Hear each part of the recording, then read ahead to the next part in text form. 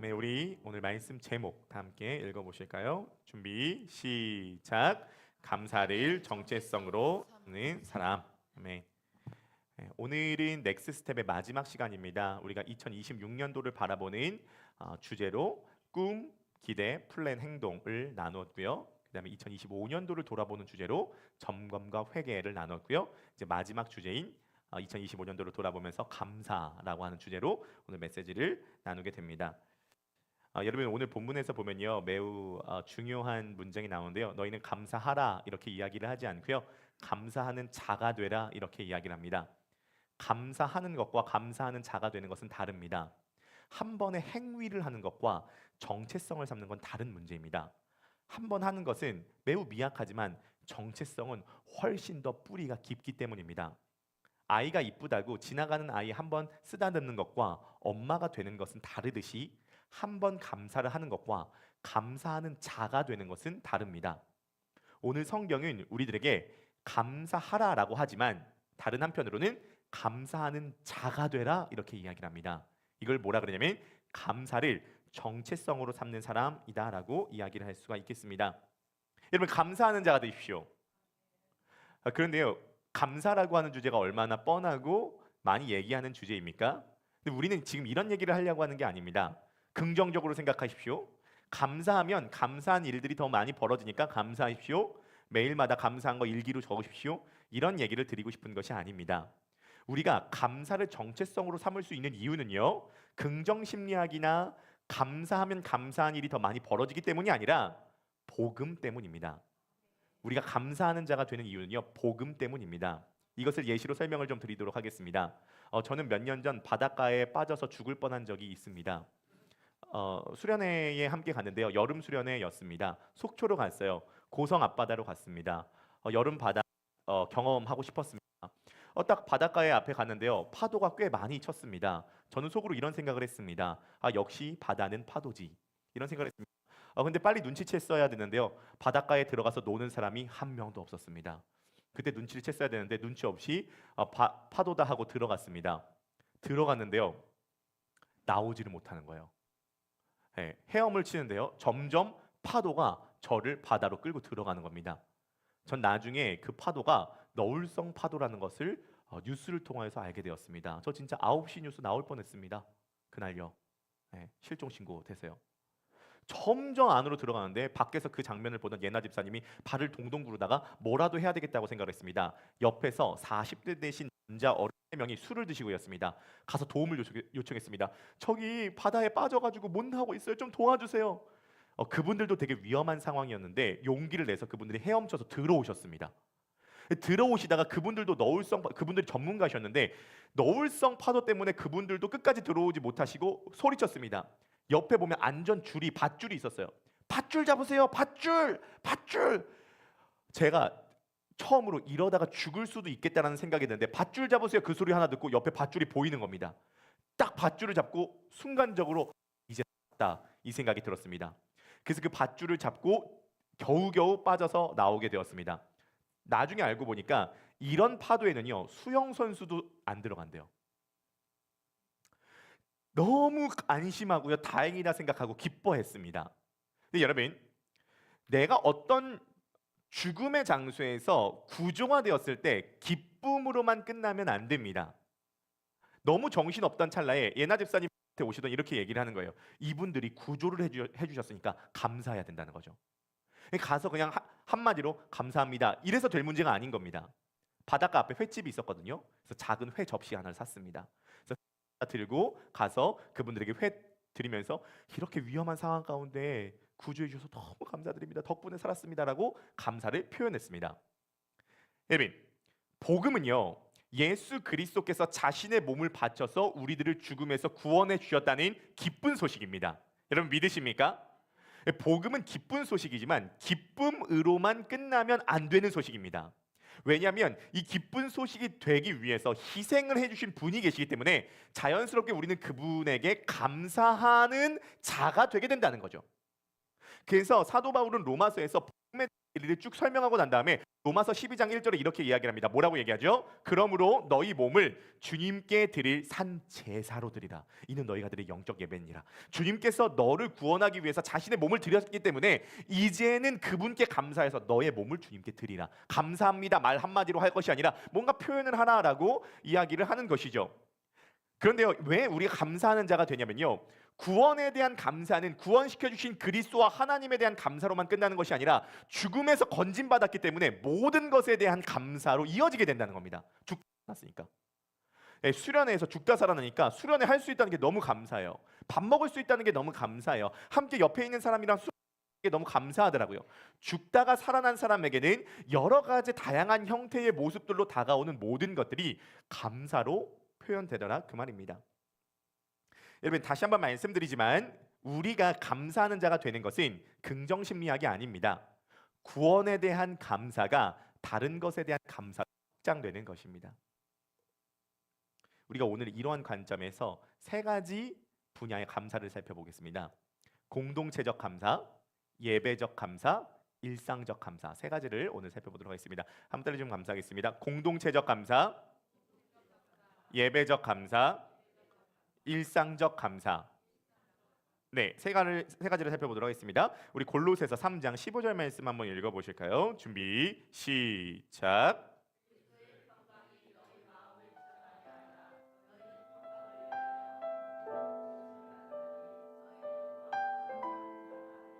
아멘. 그리스도의 평강이 너희 마음을 주장하게 하라. 너희는 평강을 위하여 한 몸으로 부르심을 받았나니 너희는 또한 감사하는 자가 되라. 이렇게 이야기를 합니다. 네, 공동체 안에서 감사하는 자가 되래요. 왜냐하면요, 이 공동체가 한 몸으로 부르심을 받았기 때문입니다. 그러니까 한 몸이라고 하는 것은 손이 있고 발이 있다는 거예요. 그래서 손과 발은 다르지만 다르기 때문에 감사하는 겁니다. 손은 발에게, 발은 손에게, 장은 위에게, 위는 장에게, 네, 심장은 신장에게, 간은 신장에게 서로 감사하라는 거예요. 왜냐하면 한 몸이기 때문입니다. 네, 다르기 때문에 감사하라는 거예요. 네, 지금 이 골로새 교회는요, 감사하기가 어려운 구조였습니다. 골로새 교회가 감사하기 어려운 구조는요, 두 가지 이유 때문인데요. 하나는 계급 때문이었고 다른 하나는 사상 때문이었습니다. 학자들에 의하면 지금 골로새 교회 안에 종이 몇 퍼센트 있었냐고 얘기하냐면 한 30에서 40%가 종이었습니다. 여러분, 종이 주인에게 감사하는 건 어렵지 않습니다. 그러나 주인이 종에게 감사할 수는 없습니다. 종은 재산이었습니다. 그렇죠? 종은 재산이었어요. 종은 청소하고 음식을 차리고 요리를 하고 애를 봐주고 잘못하면은 매를 맞는 존재였습니다. 주인님 감사합니다. 이건 되지만 청소하고 난 다음에 주인이 종에게 참 고맙네, 이러기는 어려웠다는 거예요. 한 몸으로 부르심을 받아서 서로 감사라는 건 굉장히 급진적인 사상이었습니다.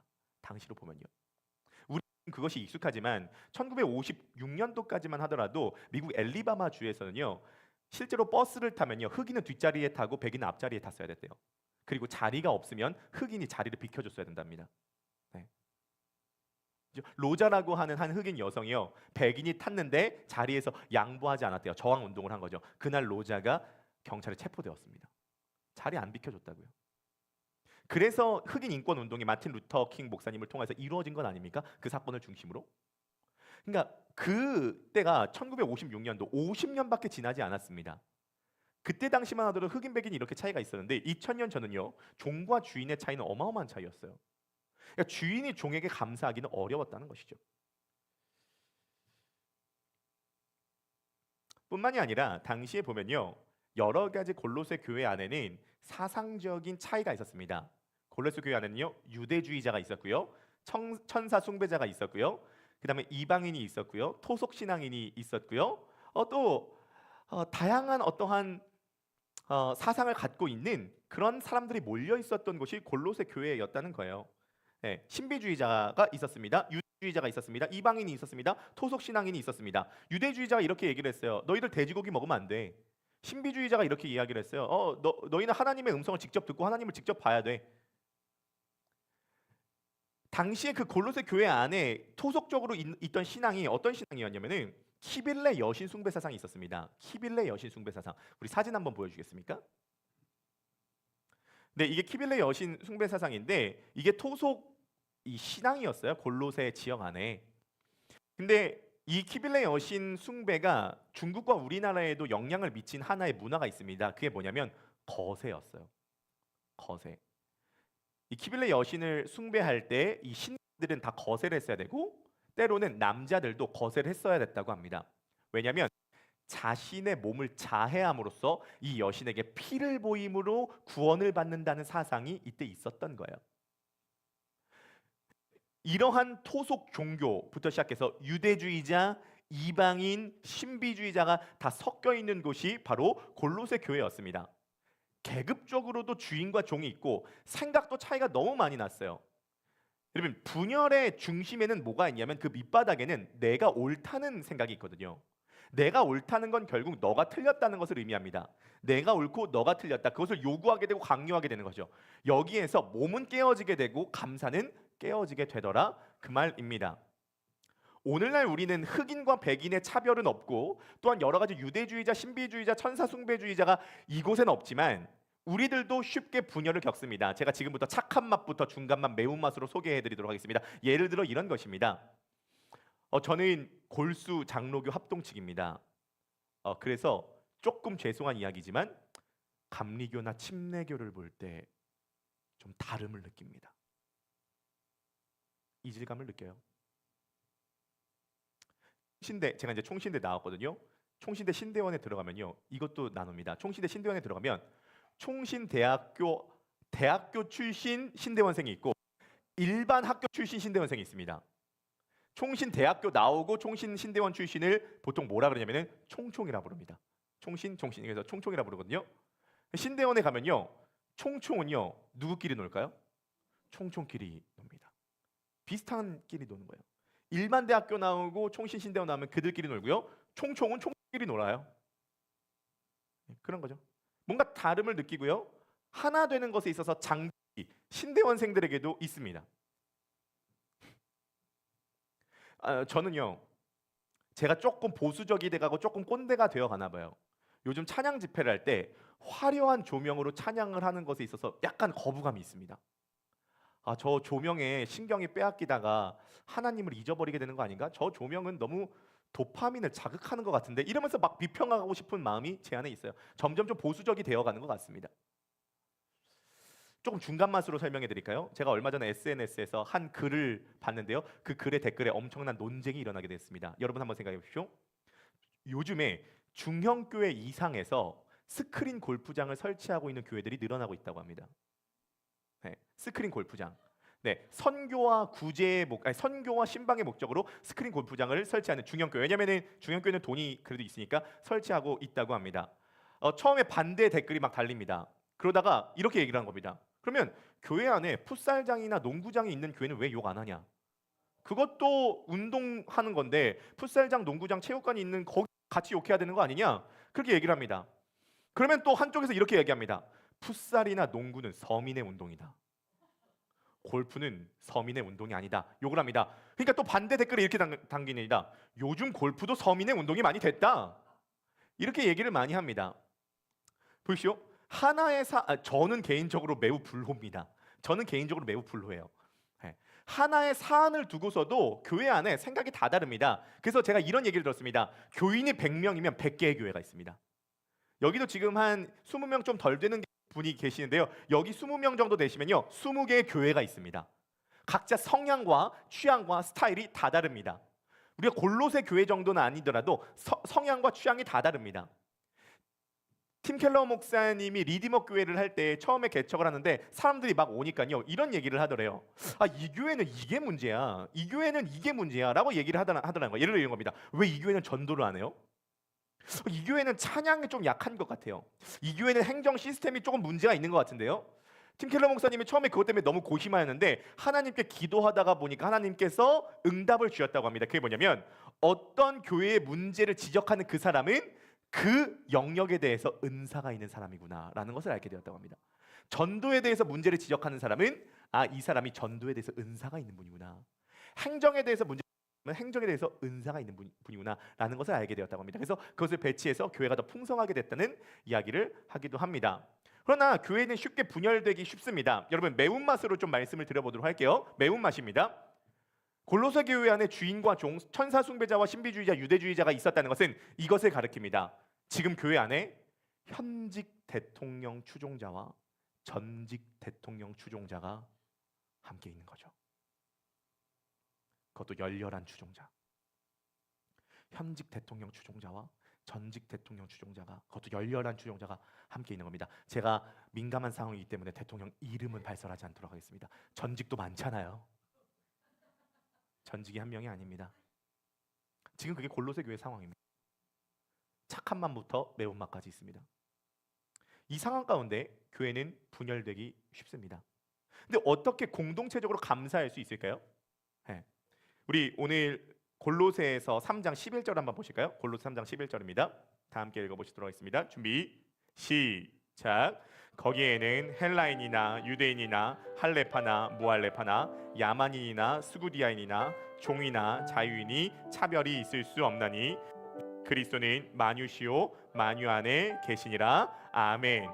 자, 헬라인이나 유대인이나 할레파나 무할레파나 야만인이나 스구디아인이나 종이나 자유인이라고 얘기하는 건 골로새 교회 안에 이 대상들이 지금 다 있었다는 겁니다. 차별이 있을 수 없는이라는 말은 뭐냐면 바꿔서 얘기해서 차별이 있었다는 거예요. 그죠? 헬라인, 유대인, 할레파, 무할레파, 야만인, 스구디아인, 종이나 자유인이 다양한 계층과 사상을 갖고 있는 사람들이 차별이 있었다는 거예요. 그런데 이 차별이 있는 사람이 어떻게 한 공동체를 이루어 서로 감사하는 관계가 될 수 있냐면 간단합니다. 오직 그리스도는 만유시오 만유 안에 계시니. 마틴 로이드 존스 목사님에게 이렇게 물어봤습니다. 목사님, 교회가 무엇입니까? 라고 이야기를 했습니다. 그러면 교회는 무엇입니다? 이렇게 이야기를 해야 되는데 로이드 존스 목사님이 이렇게 이야기했다고 합니다. 기독교는 하나의 인물에 관련된 것입니다. 기독교는 하나의 인물에 관련된 것입니다. 교회에 관련된 걸 얘기하는데 기독교에 대한 걸 얘기했습니다. 이유가 뭐냐면 결국 이 교회는 기독교의 이 중요한 사상에서부터 출발하기 때문입니다. 교회는 하나의 인물에 대한 겁니다. 그 인물은 바로 예수 그리스도라는 거죠. 그러니까 여러 가지 취향과 성향과 사상과 정치적 색깔과 또한 자라온 문화 배경과 계급과 계층과 성별과 나라와 지역과 흑인과 백인이 다 있을 수 있지만 감리교가 있고 침례교가 있고 장로교가 있을 수 있지만 조명 가운데 찬양을 하고 그냥 기타 하나 들고 찬양을 하는 다양한 예배 스타일의 찬양이 있을 수 있지만 기독교는 하나의 인물을 중심으로 모인 곳이기 때문에 고도의 통일성을 유지한다. 교회는 하나의 인물을 중심으로 모였기 때문에 손과 발이 따로 있는 것이 아니라 머리 되신 그리스도를 중심으로 모였기 때문에 고도의 통일성을 유지한다는 겁니다. 그러니까 우리가 예수와 예수 사건에 대해서 동의하는 모임이 교회 공동체이기 때문에 고도의 통일성을 가질 수 있고 이 고도의 통일성은 서로에 대한 감사로 표현될 수 있다는 겁니다. 그러면 그분을 머리로 모으면 우리의 다름은 오히려 감사로 가져가게 될 수 있습니다. 다 다르잖아요. 우리의 스타일이 다릅니다. 은사도 다를 뿐만이 아니라 스타일도 다릅니다.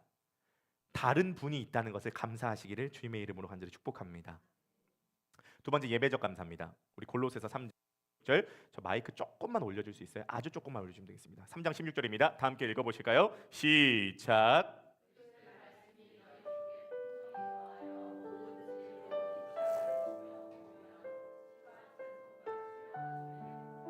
감사하는 마음으로 하나님을 찬양하고 아멘. 이 성경을 보면요, 이 공동체에 대해서 끊임없이 강조합니다. 보이십니까? 그리스도의 말씀이 너희 속에 풍성하게 거하여서 서로 피차 가르치고 권면하래요. 이게 공동체거든요. 그래서 서로 너희가 한 몸으로 부르심을 받았으니까 서로 감사하는 자가 되고 서로 그리스도의 말씀이 풍성하게 거해서 피차 가르치고 권면하라고 합니다. 결국 교회는요, 이 두 가지잖아요. 하나님과의 관계를 어떻게 풀어갈 것인가, 사람과의 관계를 어떻게 풀어갈 것인가에 대한 이야기를 나누는 것이 교회입니다. 사실은 성경 말씀에 의하면 하나님을 섬기는 방식과 사람을 섬기는 방식이 크게 차이가 없다라고 이야기를 합니다. 대표적인 예시가 뭐죠? 대표적인 예시가 십계명입니다. 우리가 익히 알듯 1계명부터 5계명까지가 하나님을 섬기는 방식에 대해서 나온 거고요. 6계명부터 10계명까지가 인간을 섬기는 방식에 대해서 나온 겁니다. 그리고 1계명부터 5계명, 6계명부터 10계명은 서로 연관이 되어 있습니다. 이것은 뭐를 의미하냐면 하나님께서 계명을 주실 때 하나님 사랑과 이웃 사랑의 방식을 다 같진 않지만 대부분 같은 방식으로 얘기를 했다는 거죠. 여러분, 하나님을 섬기듯이 인간을 섬기는 거고요. 하나님께 감사한다면 인간에게도 감사하는 게 맞습니다. 그러나 결국은 우리의 감사의 최종 목적지는 하나님이 되셔야 합니다. 우리의 감사의 최종 목적지는 하나님이 되셔야 됩니다. 예배가 뭐냐면요. 예배는요. 하나님을 향한 감사를 경배의 형태로 표현하는 행위입니다. 우리 한번 PPT 보여줄까요? 예배는요. 하나님께 감사하는 마음을 경배의 형태로 표현하는 겁니다. 한번 읽어보실까요? 시작. 하나님을 향한 감사를 경배의 형태로 표현하는 행위예요. 하나님을 향한 감사를 경배의 형태로 표현하니 하나님 입장에서 예배는요. 경배를 받으신 하나님께서 자신의 영광을 나타내 보여주는 겁니다. 여러분들이 지금 예배를 드릴 때 예배 핵심은요. 하나님께 너무 감사하기 때문에 하나님께서 예수 그리스도를 통해서 행해 주신 그 사건이 감사하기 때문에 이 감사를 경배의 형태로 표현하는 행위입니다. 그래서 그 경배를 받으신 하나님께서 당신의 영광을 우리들에게 보여주시는 거죠. 여기 매우 중대한 문제가 있다는 걸 제가 발견하게 됐습니다. 제가 청소년 시절에 찬양 집회를 참 많이 갔습니다. 목요일 날 함께 가는 목요 찬양 집회였습니다. 정말 엄청났습니다. 평일에 2,000명 정도가 모였고요. 방학 기간에는 4,000명의 청소년과 청년이 모였습니다. 거기서요 찬양을 하면요, 제가 정말 거기서 울고 불고 뛰고 땀 흘리고 찬양을 얼마나 열정적으로 하는지 모르겠습니다. 예, 우리는 지금 사람도 몇 명 없으니까 주여 하면은 내 주여 소리가 다 들리는데 4,000명이 함께 주여 하면 주여가 뒤에서 밀어줍니다. 주여 해서 올라가게 됩니다. 그런 예배를 드리게 되었어요. 말씀 들으면서도 너무 감격되어 있고요. 막 기도가 막 터집니다. 그런 분위기 속에서 기도하는 건 쉽거든요. 예배가 끝나고 나면 어떻게 느낌이 되면 하나님 살아계셔. 예배 끝나고 돌아가는 길이 얼마나 개운하고 목욕한 것 같이 영적으로 샤워한 것 같은 그런 기분이었습니다. 근데 문제는 그저 주일이었어요. 분명히 목요일 날 하나님 살아계셨거든요. 근데 주일날 고등부 예배에 갔는데요. 하나님이 돌아가셨어요. 왜 하나님 돌아가셨지? 앞에서 찬양하는 사람들이 되게 무미건조하게 찬양 인도하고요. 전도사님 말씀도 귀에 안 들려요. 손 들고 찬양하는 게 되게 어색해요. 목요 찬양 집회 갔을 때는 두 손 들고 찬양합시다 하면 4,000명이 두 손을 들어보세요. 한 살아계세요. 근데 고등부 예배 지하실에서 되게 아마추어틱한 찬양팀들이 찬양을 하는데 하나님 돌아가셨더라고요. 제가 심지어 이런 생각까지 해본 적이 있습니다. 건반과 드럼과 기타와 베이스가 없이 어떻게 감격적인 예배를 드리지? 라는 생각을 가져본 적이 있어요. 건반과 기타와 베이스와 드럼 없이 어떻게 감격적인 예배를 드리지? 초대교회는 다 무반주로 예배를 드렸을 텐데 그들은 어떻게 감격적인 예배를 드릴 수 있었지? 라는 생각을 가져본 적도 있습니다. 여기에 매우 중대한 문제가 있다는 것을 제가 나중에 발견하게 되었어요. 여러분, 예배는요, 내가 만족하는 게 중점이 아니에요. 제가 그 전까지 예배를 드릴 때 핵심을 뭐로 생각하냐면 이 예배가 나에게 만족을 주느냐 아니느냐를 중점으로 뒀던 거예요. 오늘 찬양 가운데 좀 와닿는 게 있었어. 오늘 말씀 가운데 좀 깨닫는 게 있었어. 좀 눈물 좀 흘렸어. 이런 것들이 예배의 중점이었던 거예요. 그런데요, 나중에 알고 보니까 그게 예배의 중점이 아니라 오늘 내가 하나님을 향한 감사하는 마음을 경배로 표현했느냐 안 했느냐가 예배의 중점이더라고요. 예배의 중대한 본질을 놓쳤습니다. 여러분 지금 영화 관람하기 위해서 여기 오신 것이 아닙니다. 강연을 보시기 위해서 오신 게 아니에요. 찬양팀을 볼 때 열린 음악회를 보는 게 아닙니다. 하나님을 향한 감사의 마음을 경배의 형태로 표현하는 게 예배예요. 예배의 본질을 자기 만족에 둔다면요, 내 감정이 우상이 될 수 있습니다. 예배의 본질은 하나님께서 경배를 받으시느냐 받지 않으시냐의 문제예요. 제가 이것을 깨닫고 난 다음에 다짐한 게 있습니다. 만약에 이 예배에 대한 신앙이 내게 정확하다면 수천 명이 모이고 화려한 조명 속에서 빰빵한 세션 속에서 찬양을 할 때도 감격을 받을 수 있지만 두세 사람이 함께 모여 예배드리는 그 공간에서도 동일하게 하나님의 임재를 경험할 수 있다는 겁니다.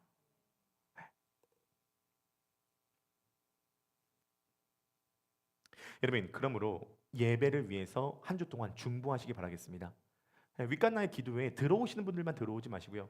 이 예배를 통하여서 내가 정말 감사하는 마음으로 하나님께 경배를 올려드릴 수 있도록 여러분 중보하시고 기도하시기 바라겠습니다. 그러면은 이 시간 모여서 주님께 예배를 올려드리는 여러분들의 태도가 달라지게 될 것입니다. 우리 이 코드 한번 좀 잡아주시겠어요? 거룩하신 하나님 주께 감사드리세. 날 위해 이 땅에 오신 독생자 예수, 나의 맘과 뜻 다해 주를 사랑합니다. 날 위해 이 땅에 오신 독생자 예수, 내가 약할 때 강함 주고 가난할 때 우리를 부욕해 하신 나의 주 감사. 내가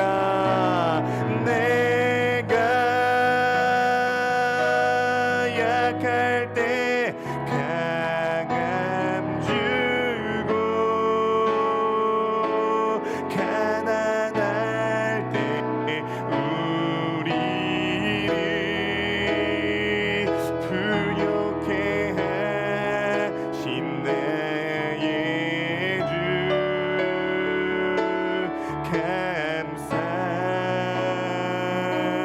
감사.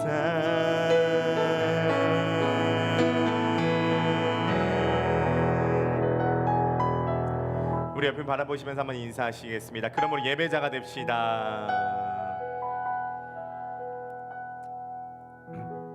네, 마지막 세 번째 감사는요, 일상적 감사입니다. 일상적 감사입니다. 우리 오늘 본문 3장 17절 읽어보실까요? 준비 시작.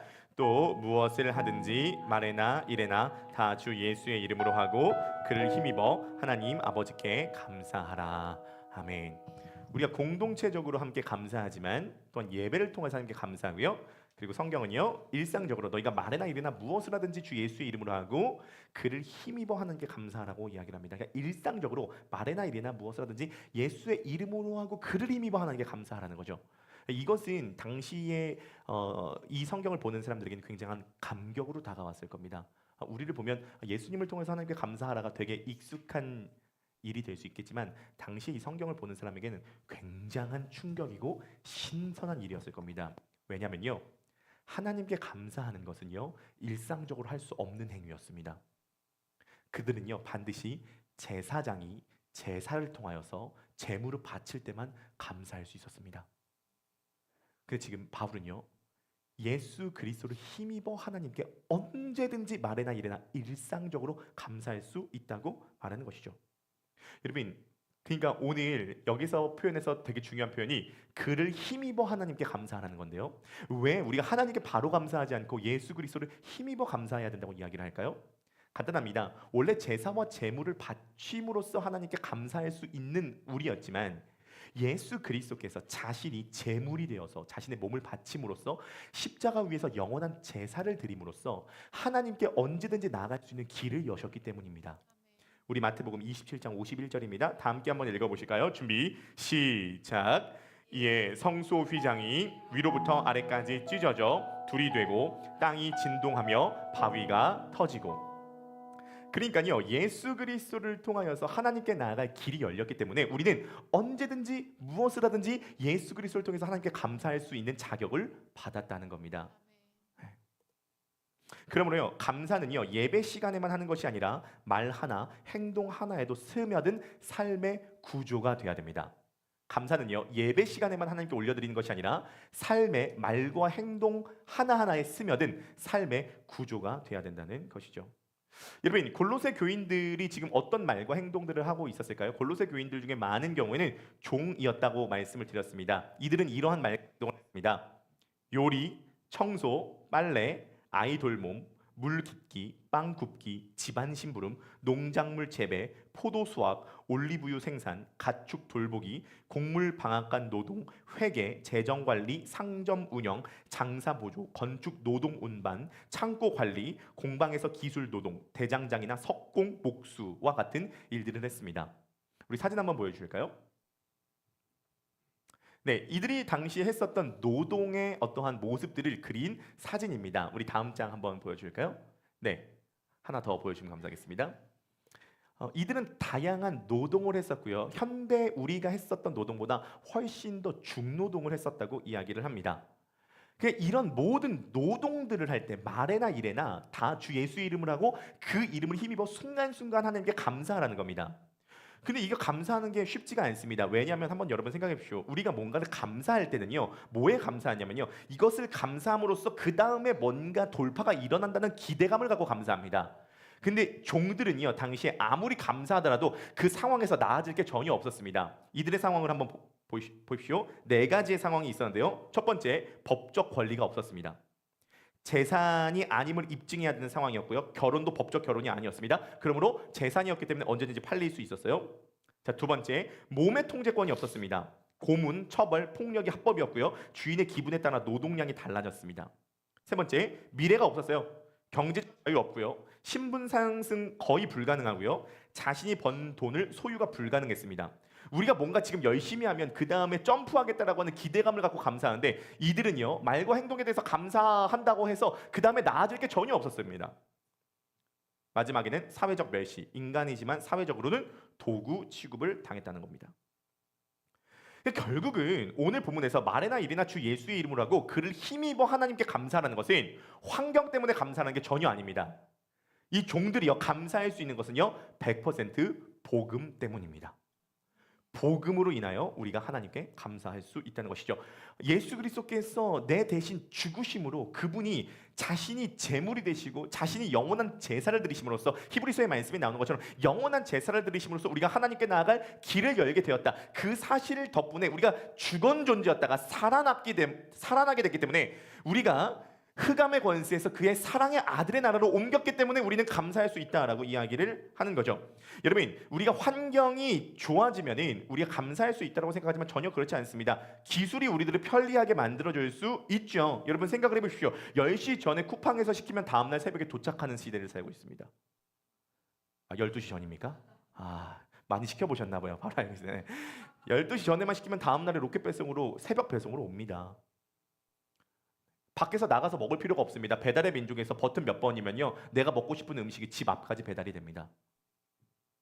가고 싶은 호텔 미리 예약하면 됩니다. 챗 GPT가 나와서요, 모르는 거 치면요 3, 4초 만에 정보가 다 나옵니다. 굶고 계신 분 계세요? 먹고 싶은 거 다 드시지 않나요? 아니요, 먹고 싶은 걸 너무 많이 먹어서 여러분 절제하셔야 될걸요. 그러면 훨씬 더 기술이나 환경이 편리해졌는데 그것과 비례해서 감사가 늘어나셨나요? 그렇지 않죠? 그렇지 않습니다. 그것과 비례해서 감사가 늘어나지 않아요. 왜냐하면 성경이 말하고 있는 바, 환경이 우리를 감사하게 만들지 않고 복음이 우리를 감사하게 만들기 때문입니다. 지금 골로새 교회의 종들은요, 점프할 수 있는 가망성이 전혀 없는 사람들이지만 바울이 이렇게 얘기합니다. 너희가 말이든지 일이든지 다 주 예수의 이름으로 하고 그를 힘입어 하나님께 감사하라. 2025년도가 지나갑니다. 만약에 주님께서 저에게 너가 만약에 하나의 소원을 이룰 수 있다면 무엇을 이루기를 원하느냐라고 물어보시면, 저는 1초도 망설이지 않고 2025년 넘어가고 2026년도에 복음의 감격이 지금보다 더 깊어지게 하여 주옵소서라고 말씀드릴 것 같습니다. 저에게 만약에 너 1000억과 복음의 감격 중에 뭘 선택할래? 라고 이야기하면 저는 1초도 망설이지 않고 1000억보다 복음의 감격이 깊어지는 것을 선택할 것 같습니다. 왜냐하면 이것은 단순히 제가 목회자이기 때문에, 그리스도인이기 때문이 아닙니다. 복음의 감격이 깊어지는 게 훨씬 더 행복하고 감사하는 삶으로 이끌어 줄 수 있다고 확신하기 때문입니다.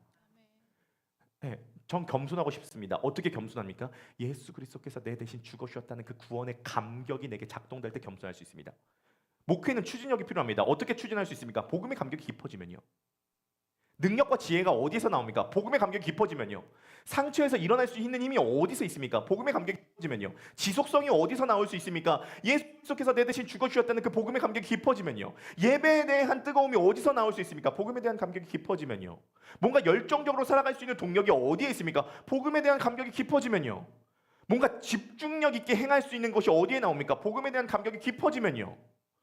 그러니까요, 결국은요, 제가 복음에 대한 감격이 깊어지는 게 훨씬 더 중요하다고 생각하는 이유가 뭐냐면 그것이 훨씬 더 제 삶을 풍성하고 풍요롭게 할 수 있다는 확신이 있기 때문입니다.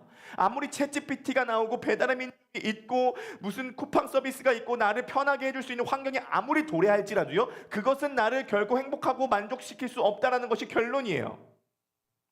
예수 그리스도께서 우리를 위해서 행해주신 그 사건을 우리가 깨닫고 기억하고 묵상하고 그것이 우리들에게 풍성하게 적용될 때에 우리 안에 있는 감사가 회복되고 만족이 회복되고 행복이 회복될 수 있다는 사실을 기억하시기를 주님의 이름으로 간